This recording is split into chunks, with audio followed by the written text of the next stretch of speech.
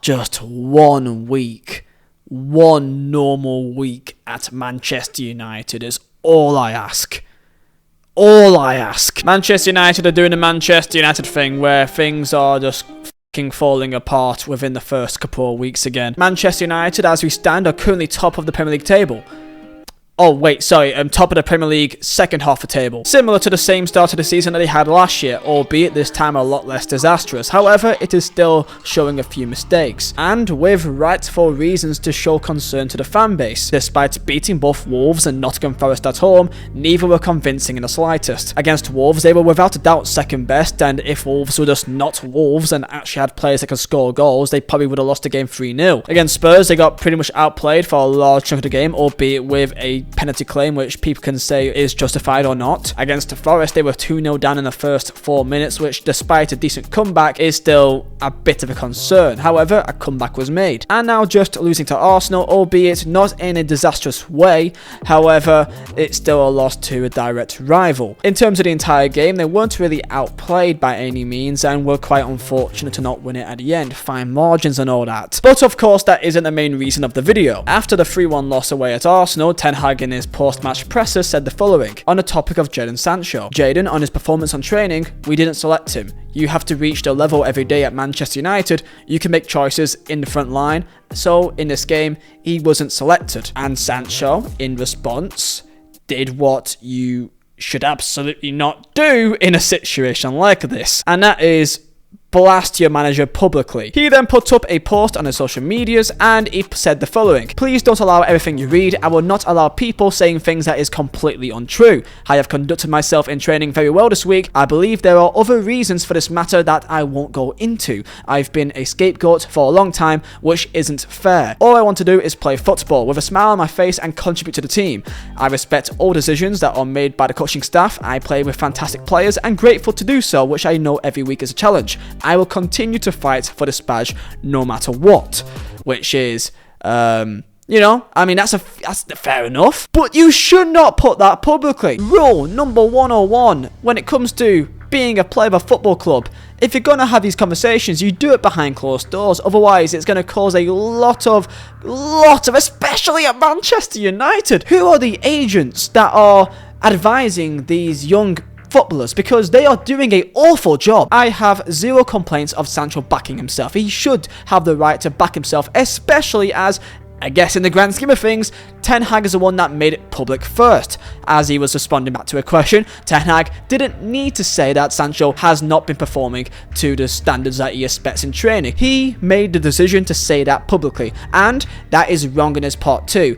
But the last thing you need to do is add more fuel to the fire, as especially at Manchester United, the microscope is so big on you, and it shines on you so hot that you're on fire. The media is going to lap this up, and people like me, YouTubers, like he cares, but people will talk about it, and that will add further pressure into a team and a environment which Manchester United are desperately trying to make better. The theme of Manchester United and Ten Hag is all about getting rid of the individuals in the dressing room, the people that leak out stuff to the press, and making it a positive environment.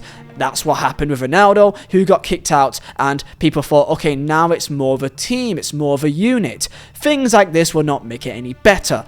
By the way, as well, if you guys are enjoying, smash the like button and also subscribe if you're new. If you do enjoy, then thanks. And tell me your thoughts down below on the entire situation, because I did a video which was actually one of the first videos that really made me kind of blow up back into the scene, as I was a FIFA guy. Now I'm a football guy, and you may think that is still poor content, but you tell me down below, I guess. I did a video back in December about how well Ten Hag treated Jadon Sancho. When you look back on how Sancho was pretty much given a break from his job for 3 months due to reasons that we don't fully know, but we can imagine are pretty stressful personal situations, things that may be dealing with Sancho in his personal life, and everyone, just like me, were praising Ten Hag for having great player management by going out there and backing his player, protecting him, and letting him have the time that he needs to get himself back and ready mentally to put him back on the highest level. And he did. He came back into the fold, and people were happy. Between late October and early February last year,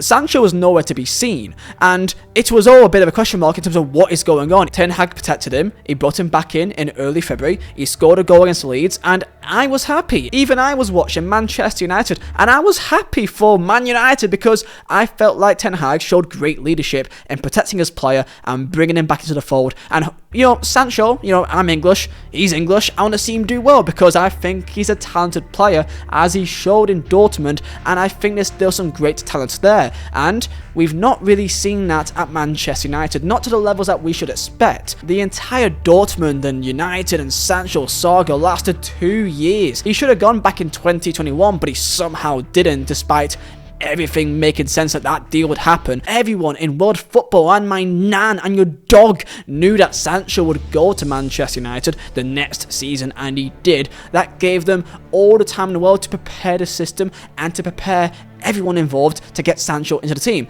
You can't plan a player to be in your system and chase after him for 2 years, and then when you play with him in a team, you then play him out of the position that you planned for him to play in the first place. Are you crazy? He had fantastic stats in the Bundesliga, which people now have a lot of concerns of the quality in that league. However, in his last season in the Bundesliga, 24 starts, 8 goals, 11 assists. I mean, it's good, but in the year before that was even better when he was really on his game. 17 goals, 16 assists, incredible numbers with 25 starts is very impressive. The year before that, 12 goals and 14 assists, and he was at a very young age too. Now he's 23, he's been at United now in his 3rd season, and we haven't really seen what people were expecting from him. The reality is they planned for Sancho to be their left winger, and now realised that Sancho is now playing in a role which Rashford is actually a better left winger, and he's not really as good as a right winger either. So they planned for 2 years for Sancho to be in a team as a left winger, to then realise that he's not even the best left winger, so now they don't know what to do with him because Rashford, albeit, just cannot really play as a striker. So now they're in a situation that they don't really know what to do with him. Last year he did better, 6 goals and 3 assists and 21 starts. I mean, it's not awful numbers, but keep in mind he's a £70 million player, so you should expect a bit more from that. And at United, of course, the microscope, as I said earlier, is definitely on you a bit more than other clubs. So that is kind of where we are at with the Sancho situation, that everyone can agree that he is a talented player and he's not really performed to expectations at Man United. But saying that, who really does at Man United? Who performs at expectations? Very, very few. You've got to be a special player to go to Manchester United and perform to the levels that people expect of you. Especially even players like Paul Pogba, which had all the talent in the world, and he is an incredible and talented player. We all know that, and he had moments that he's shown that talent. However, he kind of fell behind the quality that was expected of him at times, and people questioned his ability for right or for wrong reasons. So many others, I can name 10 players now that went to United with big money, big expectations, and just didn't perform. Off the top of my head, Lukaku, Alexis Sanchez, Angel Di Maria, Falcao, Memphis Depay, Harry Maguire. To be fair, he cost like 80 million, and to an extent you can maybe also say Paul Pogba. And these are players in the last 5 years, and if you count up all the money that these guys cost in that time period, you're probably touching around 500 or 600 million quid. The only players that I can look at that's been signed by Man United and I could say, yep, okay, you're definitely a success, is Bruno Fernandes. I'll say also Casemiro too for the time being. I think you can say Martinez. I think you can. There's a few others that you can say maybe it could be in there, like, is Varane in there? I don't know. Wan-Bissaka, I mean, he had moments and had a real big dip, but maybe he's kind of come back to his own now. But they're not, like, guarantee, like, yeah, they're a success. And I know what United fans can be saying. They'd be probably saying that, like, the players have to perform because it's still a football club, and despite expectations, despite pressure, they are paid a big money to perform. And that's a valid point. However, there's definitely a reason why players at United have got a more likely opportunity to not succeed. And that is probably because the media and the pressure on them is definitely higher than other clubs. Saying that though, Chelsea have bought every player under the sun and they're not doing well at all, are they? So, it's not just United, I guess, but it seems to be much more likely over there. Anyway, back to the entire Sancho conversation with Ten Hag. It's a big shame for me because I really respected him from what he did with him earlier last year, and it is a real big shame that clearly there's no real going back from this. Having a statement so publicly when he really probably should have just gone to him, privately on Monday morning, go into the office and have a conversation with him. Say the exact same thing. Say what you want to say, but not publicly, because it serves no purpose, and it makes people start questioning the manager, makes people start questioning his control on the team, and then once you get to that level, then there's really no going back from that. There really isn't, and there's really only two options I find with Sancho now. I mean, I'd be stunned if he's back in the team anytime soon, just because very rare does a player come out publicly like this and is put back in a team in any short time period. So really it's two things. Either he's put on the bench and made an example of for the next couple of weeks until he's maybe brought back into the team, or there's about 10 days left in the Saudi transfer window and he may go to Saudi Arabia. I don't want that, but it's a really bad situation once it gets to the stage. And it's not like Sancho is really favoured too much. He's not started a single game this year, and he's played the likes of Garnacho in his left wing position, and then Rashford just recently scoring against Arsenal in that left wing role, which is definitely his best position. So I can't really see him being put back in the team. So yeah, tell me your thoughts on all this. And really, the thing that I find most crazy is that this must be bubbling for quite a while. Like, he's been on the bench the entire time, and if he's been kind of obviously not in the direct plans of Ten Hag, the transfer window has just ended like 3 days before this. Like, if you were having any question marks, then why didn't this get sorted in a window? Why didn't he get the opportunity to potentially leave? Because now the window is just shut and he may not be playing much football now for the next 3 months, and that means his value is going to dip a lot more. It's a real big shame here, and it just looks like another depressing episode of a player which is in a bit of a decline right now, and it kind of just adds a lot of pressure in a media sense for the club for the next couple of months, and it's pressure that is not needed. So Ten Hag and Sancho, they've really got to act on this in the next week and to really make it out there publicly that they've made up. And the only way that can really happen is if they speak publicly and Sancho plays in the next game, and it looks like everything's fine, back to normal.